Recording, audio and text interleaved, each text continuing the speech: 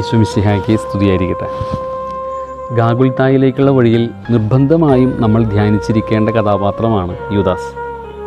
അവൻ ക്രിസ്തുവിനെ ഒറ്റിക്കൊടുക്കുന്നത് 30 വെള്ളിക്കാശിനാണ്. പഴയ നിയമത്തിലെ നിയമപ്രകാരം ഒരു ദാസനെയോ ദാസിയെയോ ഒരു കാള കുത്തിയാൽ അതിൻ്റെ യജമാനന്, കാളയുടെ യജമാനൻ കൊടുക്കേണ്ട മൂല്യമാണ് 30 വെള്ളിക്കാശ്. ഇവിടെ വെറും ദാസൻ്റെ മൂല്യം മാത്രമേ ഈശോയ്ക്ക് യൂദാസ് കാണുന്നുള്ളൂ. അവരുടെ കണ്ണുകളിൽ വലിയ വിലയുണ്ടായിരുന്ന ഗുരു എപ്പോഴോ മൂല്യം കുറഞ്ഞതായിട്ട് മാറുകയാണ്. മൂല്യമുള്ളതിനൊക്കെയാണ് നമ്മളെപ്പോഴും ചേർത്ത് പിടിക്കുക.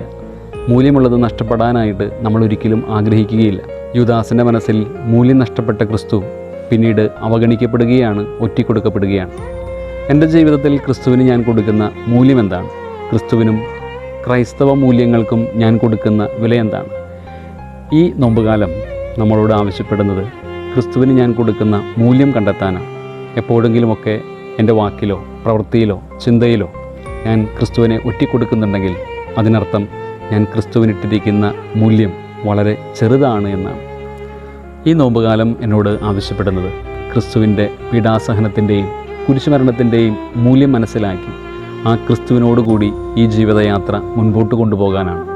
ക്രിസ്തു ആഗ്രഹിക്കുന്ന വിധത്തിലേക്ക് എൻ്റെ ജീവിതത്തെ തർജ്ജമ ചെയ്യാനുള്ള ഏറ്റവും നല്ല സമയം കൂടിയാണ് ഈ നോമ്പുകാലം. കർത്താവ് നമ്മളെ അനുഗ്രഹിക്കട്ടെ. ഈശോ മിശിഹായെ, ഞങ്ങളങ്ങയെ കുമ്പിട്ട് ആരാധിക്കുന്നു.